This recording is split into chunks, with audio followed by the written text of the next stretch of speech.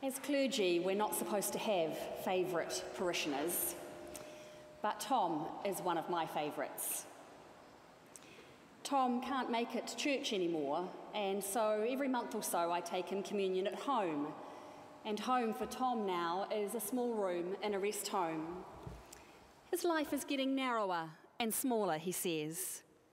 He can't read anymore, which is something that he really loved. He'd told me several times how books were his university. Last month, when I arrived for our service, he was looking out the window and he said, "See that tree out there? I've been sitting here every day watching the tree come into leaf." And he said, "Did you know that the leaves start at the top of the tree and gradually work their way down? Each day, another layer appears." And he said, "I didn't know that about trees before." And then he said, "Isn't it great that I can sit here and watch God's creation at work and learn something new?"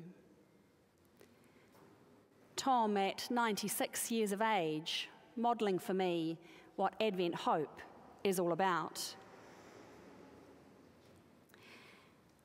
Advent is a season of hope, and writer Hannah Malcolm says, "Feeling hopeful has very little to do with being hopeful.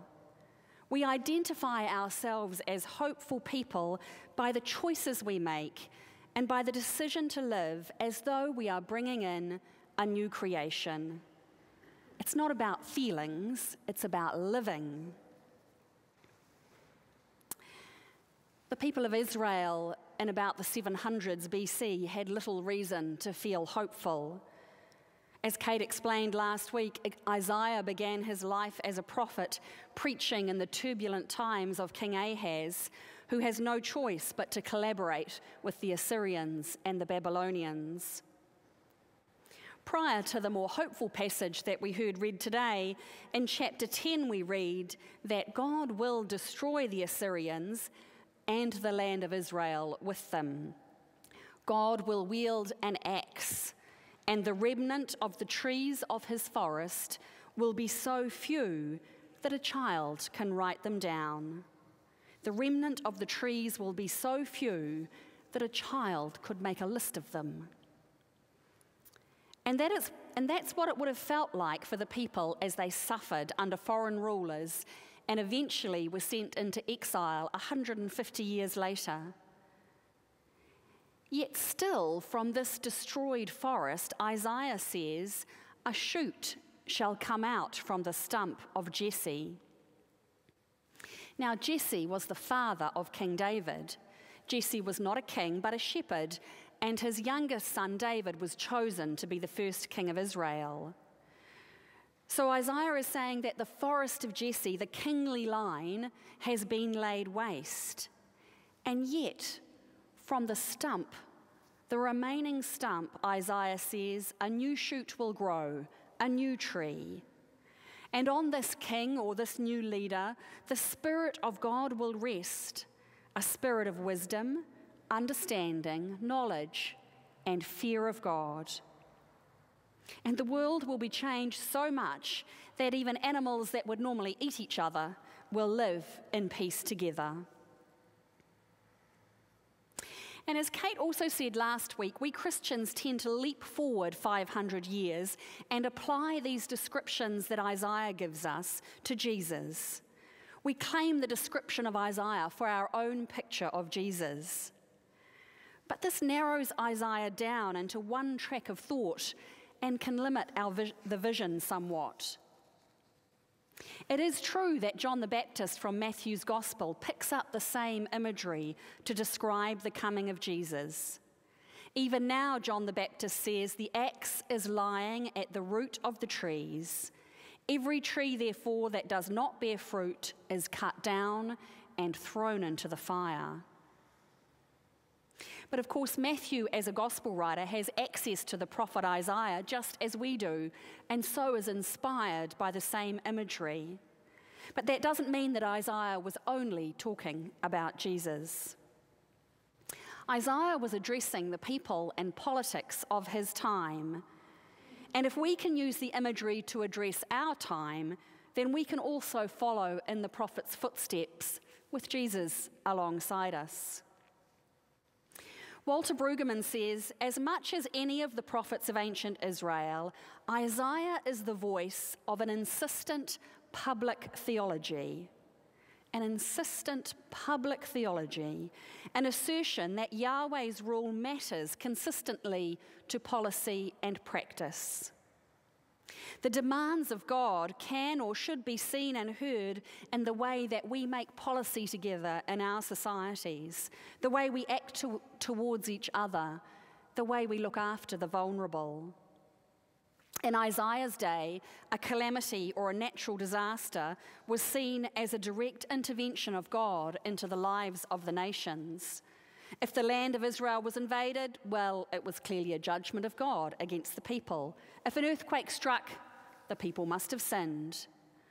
But we don't see war or earthquakes in that way today. And yet, things like storms and rising temperatures, which we know are a consequence of climate change caused by human actions, could indeed be seen as judgment upon us. Our actions do have consequences, sometimes on the whole earth. There must be many Samoan parents today feeling abandoned by God as their children die one after another in the dreadful measles epidemic. Those children are suffering and dying because of our inaction as a nation, and maybe the inaction of Samoan leaders as well. But I think the judgment there really falls on us as a nation. How we long for a world where 50-plus children just up the road don't die of measles, where Isaiah's vision of the wolf living with the lamb and a child playing with the snake would not be a crazy one, where swords are turned into plowshares and spears into pruning hooks. Hannah Malcolm says, I don't believe that the people of Israel were convinced that lions lying down with lambs or the end of all war were sensible things to expect. Prophetic hope insists that a different world must be possible, and then insists we live as though it must be possible, even if it seems totally unreasonable. It is also the prophetic task, she says, to declare peace while telling the truth about the daily reality of violence. It's not just kind of, dreams in the sky. Realism, she says, is an important component of prophetic work, but it can't end there. We must both express the material truth of the danger we are in and the truth of the hope that we cling to. And the church should be better at this unrealistic hope. After all, we believe in the resurrection of the dead and the life of the world to come, despite our overwhelming experience that dead people stay dead. Feeling hopeful has very little to do with being hopeful. We identify ourselves as hopeful people by the choices we make, by the decision to live as though we are bringing in a new creation. So how are we doing at living with hope this Advent? Well, nurses and doctors have gone to Samoa to care for the sick. Some of you are living with illness or disability and living well anyway. Others of you are missing loved ones this Christmas, and you're still looking forward to Christmas. We are changing our ways for the sake of the climate as best we can. The City Mission is getting ready to feed 2,000 people on Christmas Day.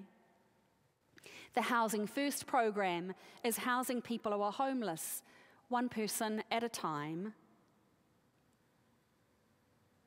A couple of weeks ago, I was at a conference where I went to a workshop led by 3 men who had previously been homeless. They were part of the original design group for the Housing First program. And they described going to their first meeting with government department people, people from the City Mission, people from LifeWise. And they said that they were astonished when they realised halfway through the first meeting that if they said something or offered an opinion, it would get written up on the whiteboard, just like everybody else. And that was the moment, they said, that things changed for them because they felt valued. And now 3 years on, they are housed and working for LifeWise, helping to house others. And I could tell you they could lead a workshop with all the social design jargon, just like all the professionals at the conference. When they were listened to, they began to live with hope. So how are we doing living with hope this Advent? Tom can't walk very far now, or read, or do most of the things that he once did. But Tom lives with hope by watching the tree come into leaf outside his window and giving thanks to God when it does.